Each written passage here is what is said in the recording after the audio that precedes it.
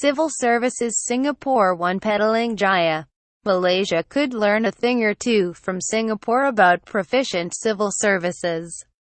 According to journalist and author John Pennington, who writes for Asean Today, highlighted a 2015 World Bank report in which Singapore was ranked as the world's best for government effectiveness. Malaysia, on the other hand, came in 43rd. This variation in performance is due to the lack of a proficient civil service that enables ASEAN nations to work as efficiently, he said in a commentary carried by the portal Today. He pointed out that the vast number of civil servants in Malaysia puts the economy under pressure, adding however that the government had no plans to reduce these numbers, noting that 90% of civil servants in Malaysia are Malays. Pennington said this could also result in a civil service that will work to further Malay interests first rather than Malaysia's. Singapore, on the other hand, had made significant achievements due in part to its willingness to pay its civil workers well. He said, high wages, in theory, eliminate corruption. Singapore grasped this concept quickly and paid its officers well. Singapore is also willing to embrace new technology while its Public Service Division, PSD, has designed programs for training, expert coaching and deployment opportunities. He said, under the PSD program, trainees are able to obtain hands-on experience in a variety of roles with different agencies and ministries. These factors contribute to the efficiency of the Singaporean system, which needs only 84,000 officers compared to the 1.6 million officers in Malaysia. Just 1.5% of Singapore's population works in the civil service, compared to 5.1% of Malaysia's and 2.3% of Hong Kong's. Pennington said. In February, reports said Malaysia had the most bloated civil service in the world, with second Finance Minister Johari Abdul Ghani saying there is one civil servant for every 1937 people in the country.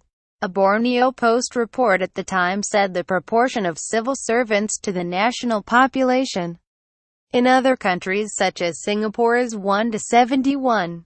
4 people. Indonesia 110. Korea 50. China 108. Japan 28. Russia 84 and the United Kingdom 118. Johari acknowledged that payments would continue to increase in future while the government's revenues would gradually decline, but said the number of civil servants would not be reduced.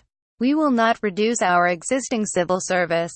Instead, we should encourage civil servants to undertake more jobs in their respective departments to increase their productivity. Johari was quoted as having told Oriental Daily.